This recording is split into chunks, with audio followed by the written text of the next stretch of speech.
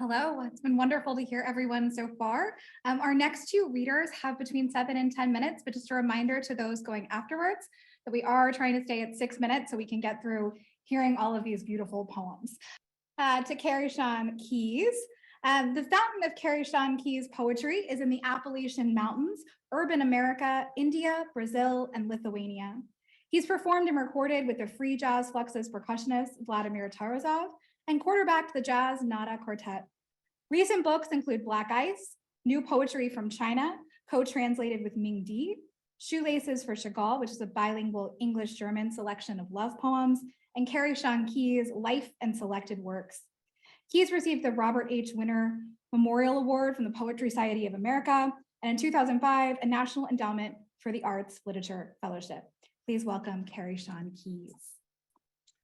Hello, everyone. I hope you can hear me. I have a bad cold, but I will try my best. And thank you, Agnes, Scott, and Walkus.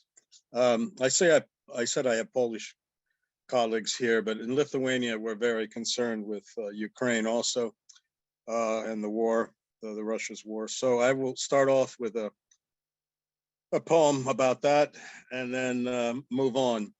It's called Sun Forged Spring Dandelions.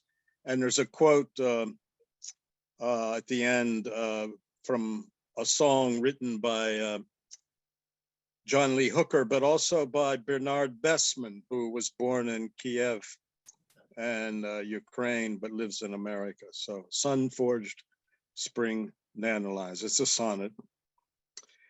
These sun-forged spring dandelions pushing up through scraggly green clothes, through cracks and rubbish, through sidewalks and fingertips, through teeth and puppets and bracelets, toward their brilliant mirror of sun, soon to blow in a vagrant wind toward other pastures beyond this one. Unlike the torn to bits bodies strewn over them with nowhere else to go. No matter how many mothers' tears fall, there ain't no heaven, I know, ain't no burning hell, and nothing will be what will grow. That quote was the Ain't No Heaven is from the Hooker Bessman song. I will bring that to, we have a bomb shelter, of course, 2 meters by 2 meters in the basement here in Vilnius, but as far as sustainability and trying to get away and get some peace, have a little cabin in the forest, and but even that is not so good. And this is called quiet ground. And there's one word in here, front, which refers to the war front. So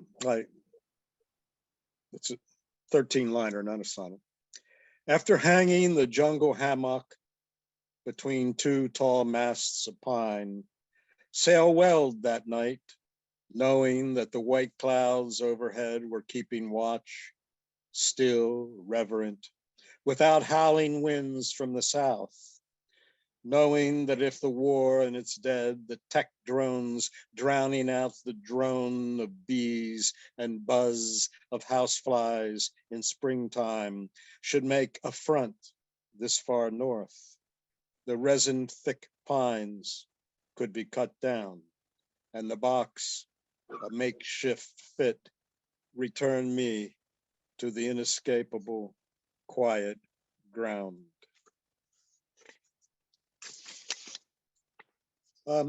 In the cabin, this is just another sonnet, and I picked it because we were talking about justice peace, but most of my piece here is kind of inner peace, and it's called Lasting Peace. Just as a child is taught to heed his mother and make his bed, I spread the print oilcloth neatly on the cabin's kitchen table. Pick up my bedroll, also made from linseed oil, and go out the door heading for the hills, hoping to find a lasting peace there, something similar to those mornings when no longer under the eye of my mother, I carefully tucked in each corner, knowing this was a way of loving her.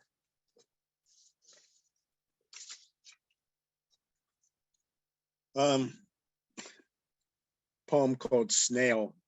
Lots of snails there in the forest. And the snails are kind of a low maintenance, so I thought I would read that. It's about a snail walking, sort of about that. It's not that I'm overly fond of my stillness. It's just I'm after something intimate. Here and there are a few of us moving along the dirt road. We're not friends, but I know them, and it's easier to watch them than myself when I spy them shining a little in the moonlight. They are, in a way, shy epistles, where their medium is the message. They are more mobile than immobile in their stillness, in their slowness, and they give me reason to think that I also am, with no necessity to connect one place with another. Being so slow, almost still, we are everywhere where we are in our slowness, in our stillness, in our illiterate remoteness. I think that if the universe has a soul, then snails must be that soul in their soulfulness. What do I know of closeness or farness, of the skyline in the distance, of the forest overhead when I pause in my remoteness in the grass or in the middle of the road where so many of my companions have been lost or smashed? Like most epistles at one time or another, a letter opener takes care of us. Or if a love letter to another were steamed or torn open, ground into a pate or served with butter as a way to grease the wheels of the universe. So the messenger is indeed the messenger. The epistle and the soul is a snail in the intimate food chain of the earth that consumes all of us. I'm proud of that here, moving like a snail, talking aloud in the delivery of this poem along the dirt road, shining a little, just a little. A poem for my daughter. I have twins, 16-year-old twins. Playmates. This is again peaceful for me. My daughter dreams of me at night, and I daydream my childhood. Perhaps we are playmates. It's a seesaw of sorts. I see her, she saw me, she sees me, I saw her. May the rhythm go on up and down, earth and heaven in collaboration. In the dearest of dreams, dreaming us at play, dawn to dusk, dusk to dawn. And here's a poem written a long time ago. It's from a book of mine on the Tao Te Ching meditations, and it's for Marcus Aurelius, coming out of his meditations. Ruling Rome should be like cooking a rock bass or minnow, a sunfish or bluegill, fresh from the Danube, in the courtyard or on the grass by a tent, under a frontier of stars, under a blue sky. Upwind there should be angels or horsemen watching on, and downwind animals and the souls of dead joining in. Ruling Rome should not be a big thing, too overtaxing. Make it slow and easy, like singing or breathing.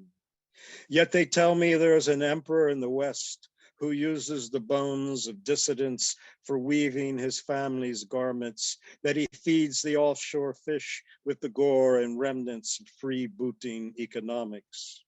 They say that he fancies himself king of the Andes, that even his name carries the sound of wings and knives. His eagle's quill quivers with pleasure in taking lives, that the words honor and serenity are banned from his empire.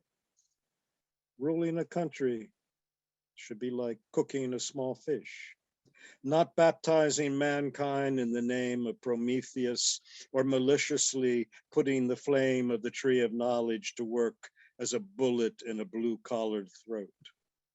Ruling a country should be a way of rejoicing in civic duty, living simply, owning nothing, like the great condor of Chile, whose wings sweep with stoical fire the cold, empty air, where gods and philosophers mate without hope of hope or despair. And a final poem for those of you, maybe there's many from India here. It's called Simba, my dog, but it comes out of the Mahabharata and the Pandava brothers and Yudhishthira going to heaven. Yudhishthira used to sit on the hillside with his beautiful Devika, the woman chosen by his heart, who he had never gambled away in a drunken ceremony, or would have. Yet over time, she envisioned other mountains to climb, and so he'd go there alone, desolate, and stare deep into the space of stars, imagining the dear past as the future heaven of his longing. But as often happens as the seasons change, soon he was not alone, for his faithful dog came with him, and they would sit side by side, howling at the moon for fun, or in silence as boon companions so often do, unconditional in the boundless calm. Simba his name, but in truth, his dharma in the end. Thank you so much, everyone. Okay. Thank you. Thank you so much for those beautiful poems. So we will move now to Jaideep Sanghari, who is a bilingual poet with 9 collections, the latest being Heart Raining the Light, released in Rome, Italy. Sanghari has edited 6 poetry anthologies of poems from Australia and India, and is known as the Bard of Geelong for his several poems on the River Geelong and its nearby places, temples, and habitations. He is a professor of English and principal at New Alipur College, Kolkata. If you'll please unmute and share with us your poems. So much. Dear world soul makers, the harbingers of life, thank you, workers, and this beautiful poetry platform. My first poem, Tomorrows. Drip, drop, drip, drop. It loved over my rooftop. I am drawn into a rare mystery of smiling faces. Morning is an ecstasy of light. The promised God pouring his energy, being into a soft, lingering breeze that touch life's divine. A perfect picture appears here. Near Vistula or Rima, I begin to believe in vital promises, flowing wild in those hearts. New metaphors are born. New forces, subtle fields of energy, Jericho to Aleppo, Varanasi to Madurai. The world is at the fingertips of eagles. Eagles circle, YOLO diaries, and green leaf growths. My second poem, At Her Black Feet. Over my shoulders, a desire is called for again and again. Talking to you is my desire, dancing near the canals at Kalighat, where I celebrate my daughter's feats, taking a special biryani for home. As the summer rain sails over me, my desire makes me its own. Delayed is my mind's moon. Someone calls me to deep dark. Darkness has a voice. It voices my whispers. You call my desire as evening. How my moods match. Prayers in temples my mother offers. Priests chant for all good things. Long days sign off, waiting for our mood to return and celebrate the best in the world. Unbound from cultural images, her free spirit with a trident and a sword, bright blue, standing on shivers. She keeps time, the dark mother, as she moves towards deep water. Life meets with the dead, undefined. Actually, this poem is tribute to Goddess Kali. My last poem, Window of Hope. As I look through my favorite window, the military road going to an ancient river is the tree of life.